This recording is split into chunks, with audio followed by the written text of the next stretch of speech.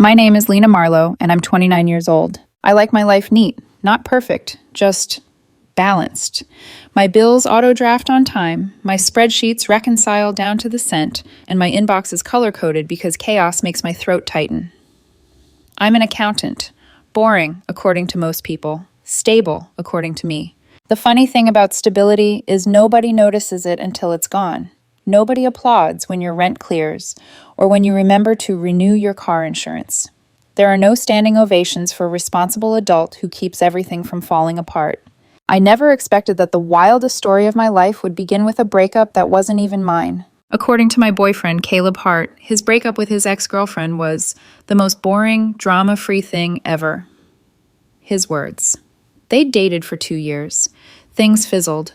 Different life goals. Drifting apart. The usual script. We literally shook hands, he told me once, sliding a takeout container across my coffee table. Wished each other well, very mutual, very mature, adulting. The ex in question was named Riley Summers. I knew of her the way you know of a song you don't have on your playlist. She existed in the background.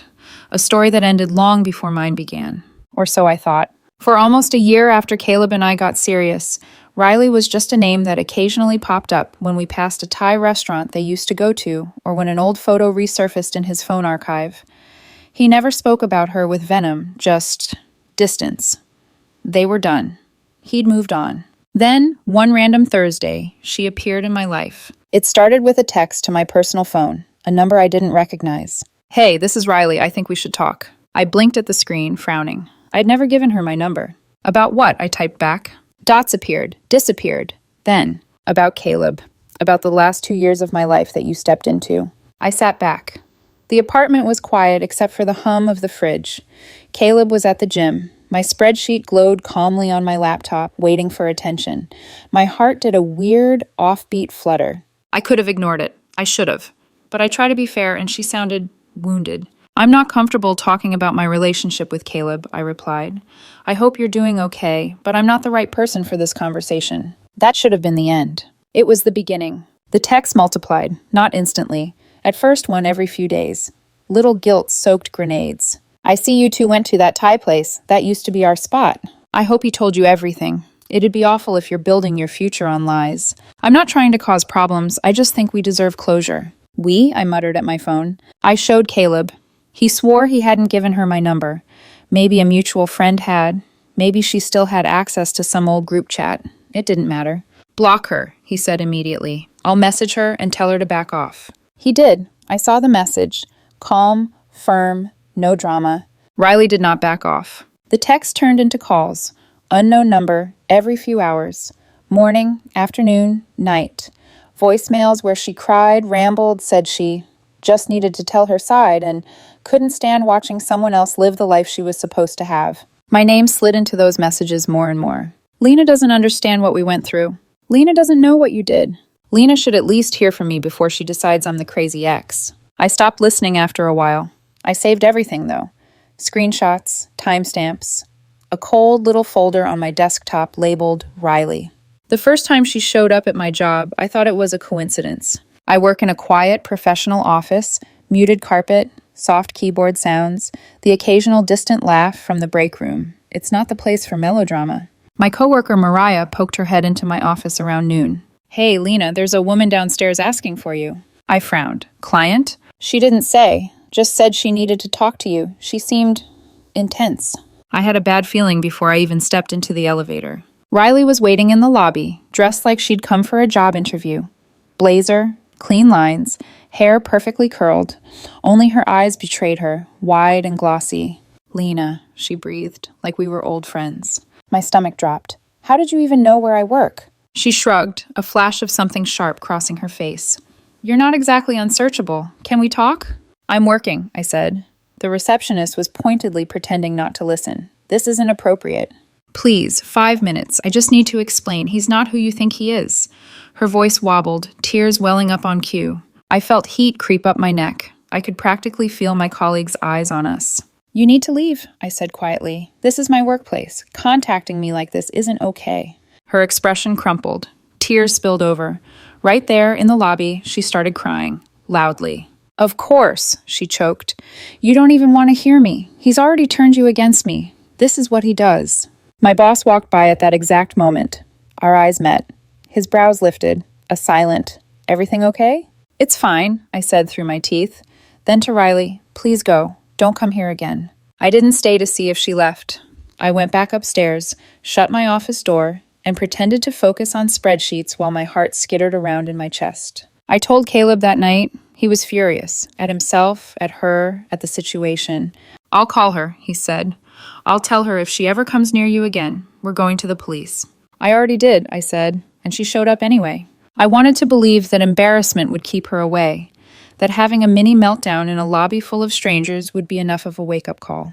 2 days later, Mariah appeared at my door again. "She's back," she whispered. "Same woman. Says it's urgent." I didn't go down. "Tell her I'm unavailable," I said, my voice shaking. "And if she refuses to leave, call security." Security escorted her out. She didn't try to hide, according to the guard, just kept insisting she needed to speak to me. After that, she stopped coming upstairs. She started parking outside. Her car, a small silver sedan, appeared across the street from my building almost every day. Sometimes she sat in it for hours, just watching the entrance, not even pretending to scroll her phone. My coworker Owen was the one who finally said what I was afraid to name. "This is straight up stalking," he told me in the break room, eyes serious. "You need to handle this before it gets worse." "It's just awkward," I said weakly. "She's clearly not okay. Maybe she'll get bored." "You do not owe her your mental health because she's not okay," he said. "You told her to stop. She didn't. That's on her." He was right. I still waited. It only got worse. One evening, after a long day of forcing myself to act normal, I stepped into the parking garage and froze. Riley wasn't in her car. She was leaning against mine. "Lena," she said, straightening. Her eyes were bright, almost feverish. "We need to talk." I tightened my grip on my keys. "No, we don't. You need to leave." "You think you know him," she said, taking a step closer. "You think you're safe, but you have no idea what he's capable of." "I'm not doing this," I said. Every instinct screamed at me to get away. "Stop contacting me. Stop showing up at my job. This is harassment." "You stole my life," she snapped, the polished interview persona gone. "You walked into everything I built with him and just took it. You can't just erase 2 years like they meant nothing." "I didn't erase anything," I said. "Your relationship ended before I came into the picture. Whatever you had is between you and Caleb. I'm not your therapist. I'm telling you clearly. Leave me alone." She grabbed my arm, fingers digging into my sleeve. "Please," she whispered. "Just hear me out. Give me another chance to fix this. You don't understand what he's done. Don't touch me." My voice came out low and sharp, louder than I expected in the empty concrete space. I jerked my arm free. "I mean it, Riley. Leave me alone." I walked around her, unlocked my car with shaking hands, and drove home so fast I barely registered the lights. That night, with my heart still thudding against my ribs, I called the police non-emergency line. I explained everything. The texts, the calls, the visits to my workplace after I'd told her to stop, the parking garage confrontation where she grabbed me. The operator listened, then said, "You can come in and file a report. Document all contact. If it continues, you can pursue a restraining order." So I did. The next day, I sat in a fluorescent-lit room with a tired officer and laid my neat, organized life on the table in printed screenshots and timestamps, hundreds of messages, call logs, dates and times of each workplace incident. The officer took it seriously, gave me a case number, told me to keep documenting. My cousin Nadia, the lawyer in the family, reviewed everything that night over coffee. "File for a restraining order," she said firmly. "You have repeated harassment, workplace intrusion, physical contact after you told her to stop. This isn't awkward. This is dangerous." With her help, I filed the petition. A temporary order was granted pending a hearing. There was one catch. It had to be served by law enforcement. I gave them Riley's address. They tried to serve her there. She wasn't home. "Do you have an alternate address?"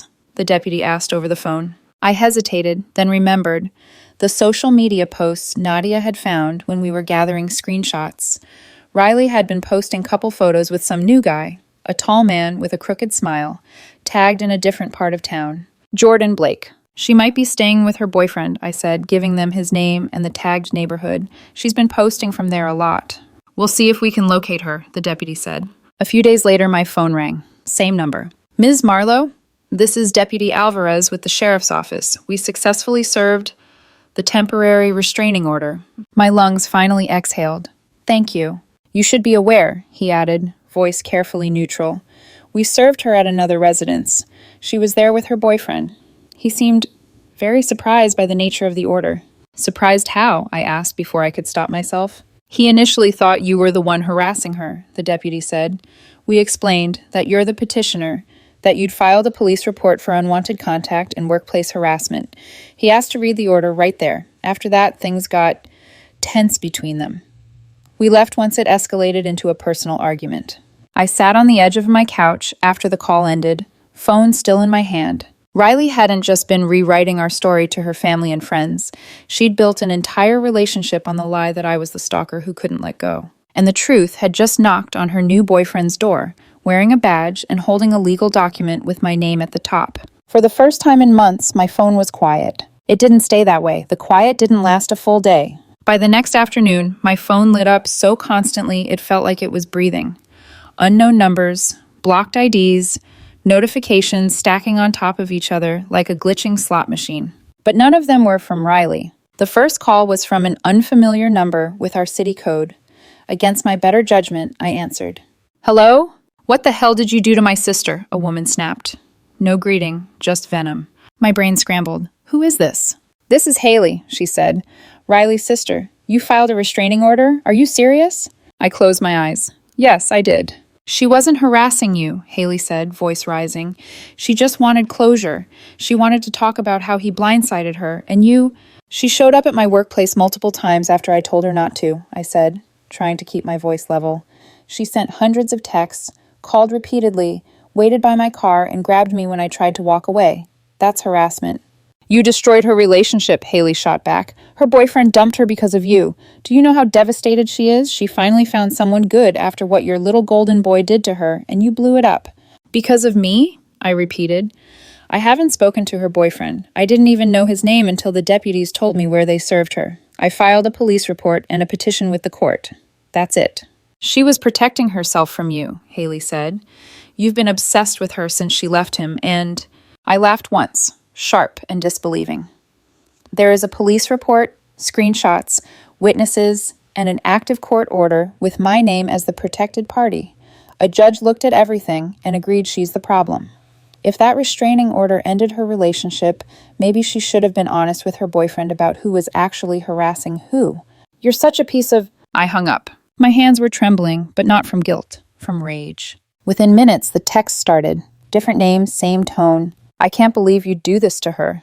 You're vindictive as hell. She just needed closure. You ruined her life over some texts and calls? Seriously? None of them asked for proof. None asked what it takes to get a court to sign off on a restraining order. I replied to one, just one, because Nadia had told me to document everything. She harassed me for months after being told to stop. I have police reports, screenshots, and witness statements. A judge granted the restraining order based on evidence, not my mood. If that ruined her relationship, that's a consequence of her choices, not mine. Then I took a screenshot of the message and blocked them all. When I told Caleb, he ran a hand over his face. I'm so sorry, he said. They're rewriting the whole thing, like you're some homewrecker villain. That's the part that really gets me, I said. It's not that Riley is spiraling. It's that everyone around her is happily jumping into her delusion without asking for a single fact. He reached for my hand. You did everything right. You documented. You went to the police. You're not the crazy one here. I nodded, but the knot in my chest didn't loosen. Because Riley wasn't done. A few days after the restraining order was served, I opened my work inbox and saw the subject line that made my stomach flip. Meeting request. HR. The body was vague. We'd like to speak with you regarding a concern that has been brought to our attention. Please come by at 3:00 p.m. I walked into the small conference room at 3 on the dot. My supervisor, Daniel Cho, sat on one side of the table. Across from him was Karen, our HR rep, fingers folded neatly over a printed folder. Lena, thanks for coming, Karen said. Please have a seat. I sat. My pulse thudded in my ears. We received an anonymous complaint, Karen began, glancing at the papers. The allegation is that you've been harassing a woman outside of work, using your position to intimidate her, and that this behavior has created a hostile environment. I stared at her. For a second, I honestly thought she was joking. Then I remembered who Riley was. Anonymous, I repeated. Yes. Karen's expression was carefully neutral. We take all complaints seriously, so we needed to speak with you. I reached into my bag. My fingers stopped shaking the second they touched the organized stack of paper I'd slid in there before the meeting. Okay, I said, then you'll need to see this. I laid everything out. The police report. The case number. Pages of messages with dates and times. The temporary restraining order. Daniel's face changed as he skimmed the documents, his shoulders lowering, a long breath escaping. Wait, he said. So you're the one being harassed? Yes, I said. That's why the restraining order exists. I told her multiple times to stop contacting me. She came here to this building twice. She waited by my car. She's been calling, texting, getting other people involved. Then I filed, she got served, and now suddenly there's an anonymous complaint about me, harassing a woman. Karen read more slowly, lips moving over the legal phrasing. The court granted this? She asked. They don't just hand those out like party favors, I said. The edge in my voice surprised even me. The judge saw enough to approve it. Karen closed the folder. Thank you for bringing this documentation, she said. Given what you've shown us, we'll be closing this complaint as unfounded. If this woman comes to the building again, please alert security immediately. Your safety is our priority. Daniel nodded. I'm sorry you're dealing with this, Lena. Next time something like this touches the office, I want you to come to me directly. I walked out of HR lighter and heavier at the same time. Lighter because my job was safe. Heavier because Riley was clearly willing to drag my name through any mud she could reach. That became her new strategy. If she couldn't get to me directly, she would try to destroy my reputation from the outside in. 2 weeks later, I received a letter at home. Thick envelope, real law firm letterhead. I sat at my kitchen table, broke the seal, and read the first few lines. Our client, Ms. Riley Summers, has informed us that you have engaged in a pattern of defamatory behavior. I snorted softly. Of course. The letter accused me of spreading false information about Riley, misrepresenting her behavior, and damaging her reputation and romantic relationship. It suggested that unless I ceased and desisted, Riley would pursue a civil suit. I took a photo and texted it to Nadia. Guess who hired a lawyer? She called me within 5 minutes, laughter already in her voice. Let me guess, she said. Defamation? Apparently I destroyed her reputation by telling the truth to the police and a judge. Send me the whole letter, Nadia said. But Lena, she's bluffing. This is textbook intimidation. Truth is an absolute defense. You have a police report and a court order. You're not going to lose a defamation suit to someone who's legally restrained from contacting you. So I just ignore it? You let me respond, she said, her tone sharpening. I will write them a very polite, very firm letter, reminding them of the concept of sanctions for frivolous litigation. Her response, which she later forwarded to me, was brutal in the most lawyerly way. It laid out the dates, the documentation, the court's decision, and ended with a neat line.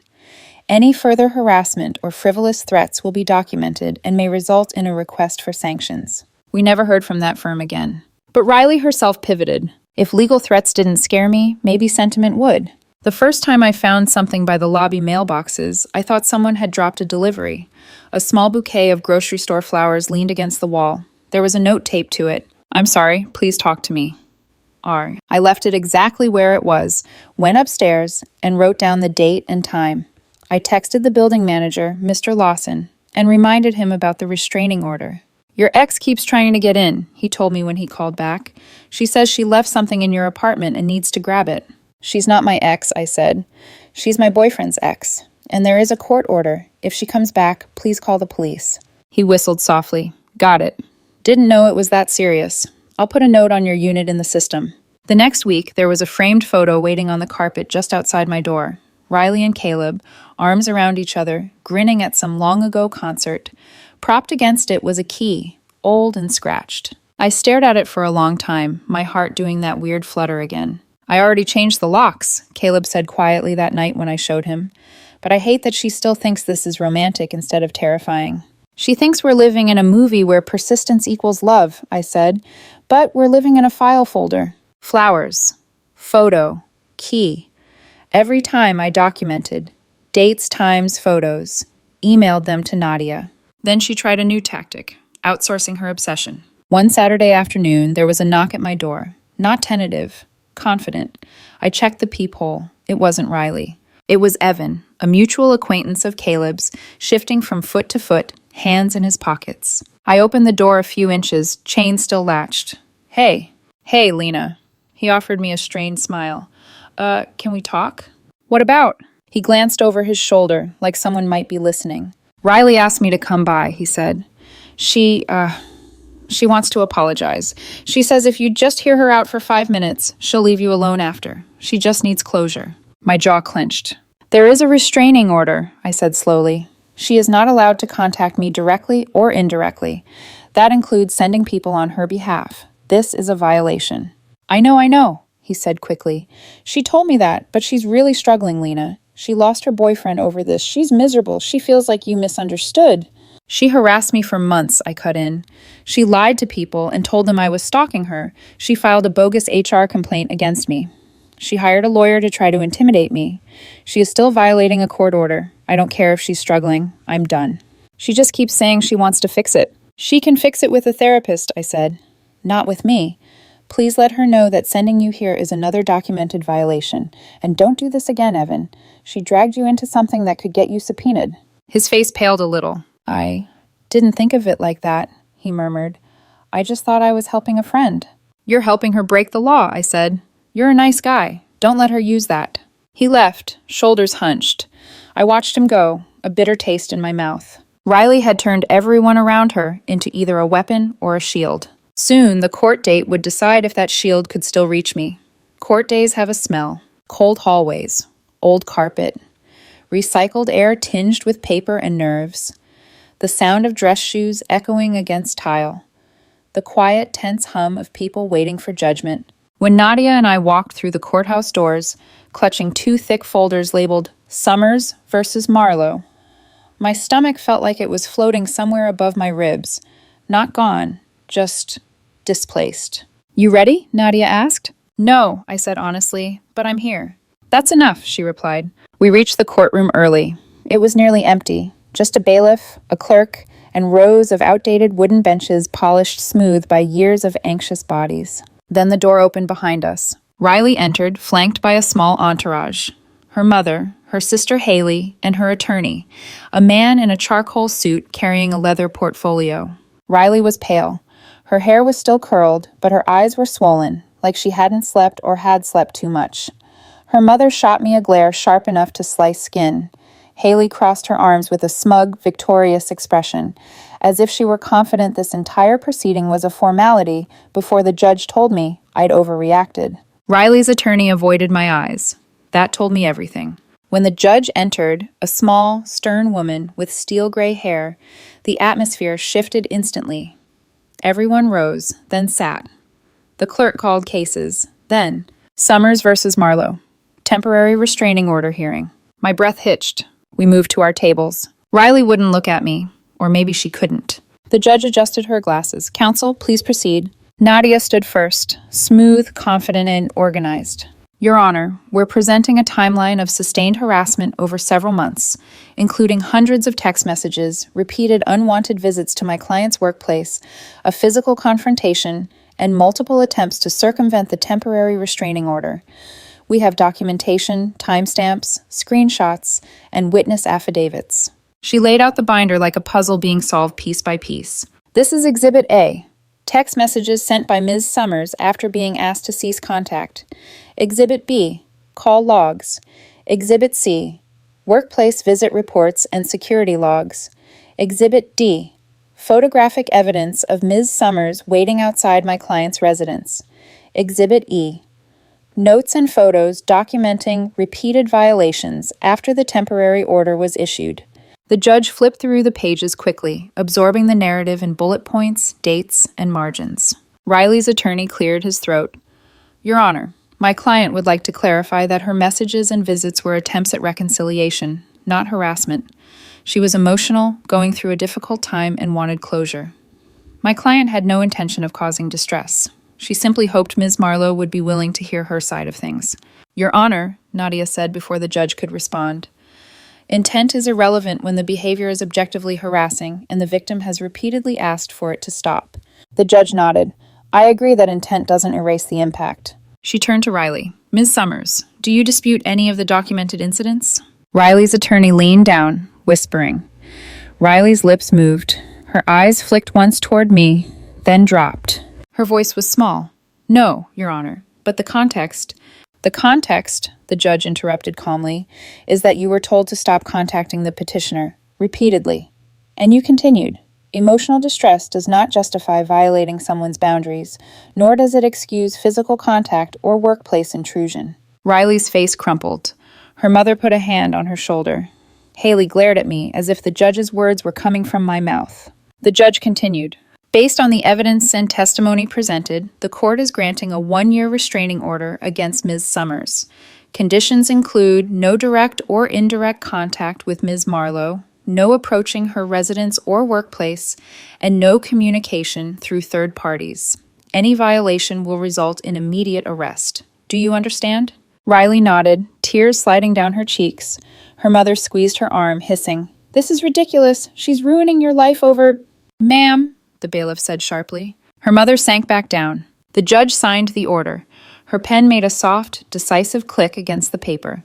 That was it. The moment the courtroom became a script Riley couldn't rewrite. When we stepped into the hallway, I felt too hollow to be relieved.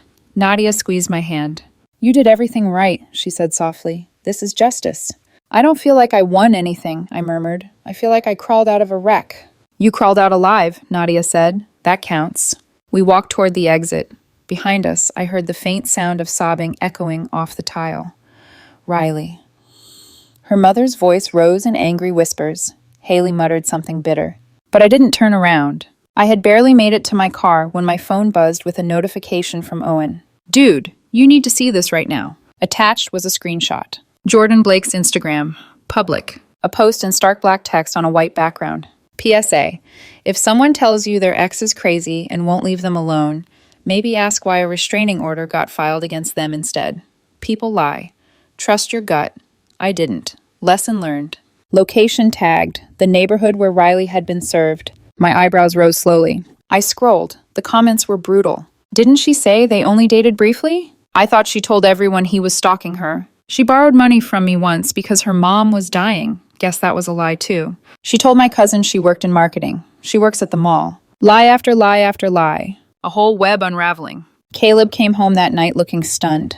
Jordan posted something? You saw it too?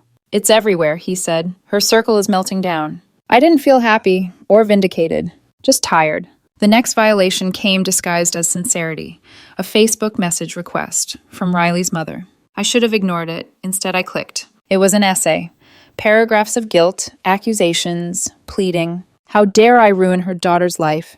How dare I not forgive her? How dare I involve the courts? How dare I act like a victim? The last line made my jaw tighten. Be a woman and do the right thing. Give my daughter another chance to explain. I screenshotted it, forwarded it to Nadia. Is this a violation? Yes, she replied. Don't respond.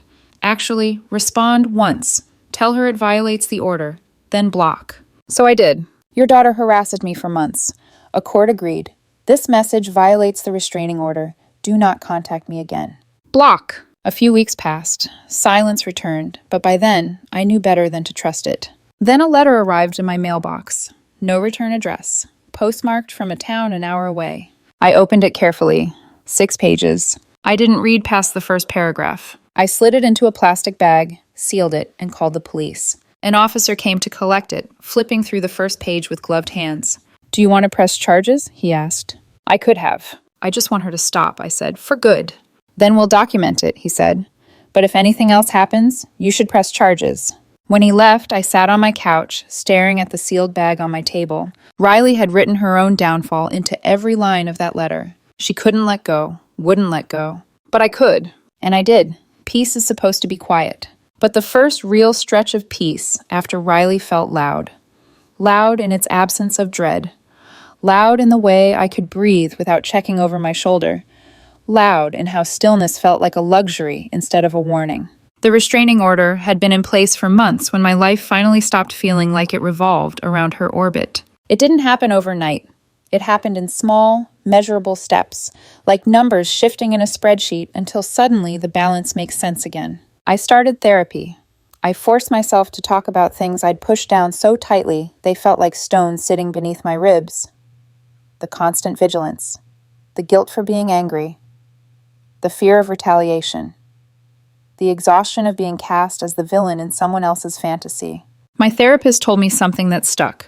People who rewrite reality don't want dialogue, they want an audience. Riley had lost hers, and I finally stepped off her stage. One of the first signs of real recovery was how my evenings changed. I joined an adult volleyball league on a whim after work one week. Nothing competitive. Half the team was there just to socialize and brag about bruises like they were trophies. They knew nothing about Riley. Nothing about the restraining order. Nothing about the endless messages, the HR complaint, the lawyer letter, the court hearing. They just knew me as Lena, the accountant who sucked at serving the ball but was good at bringing snacks. I made friends. Real friends, the kind who didn't see me through the lens of chaos. Caleb was steady through everything. He'd stayed by my side, patient and furious on my behalf. But by the end of the ordeal, we'd both changed more than we realized. He was a reminder of the life Riley had once built and lost. I was a reminder of the fallout he'd never anticipated. We parted gently, mutually, with no villain or theatrics. A soft goodbye over dinner, where we both understood that healing sometimes means releasing each other. It wasn't tragic, just necessary. A few months later, I met Miles Everett. Miles was the opposite of chaos. Steady voice, warm laugh, the kind of person who listened fully, like your words were worth the time. He worked in IT and had a talent for explaining complex things in the simplest, kindest ways. And he was patient, unfailingly so.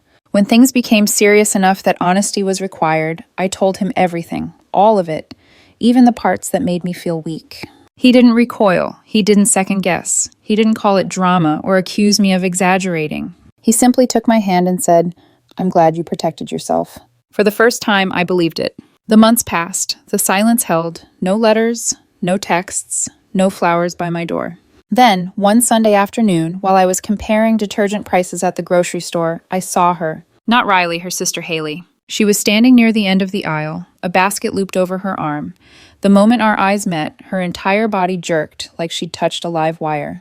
She spun around so fast she nearly knocked over a pyramid of canned soup, then fled in the opposite direction, leaving a trail of guilty energy behind her. It shouldn't have felt like closure, but it did.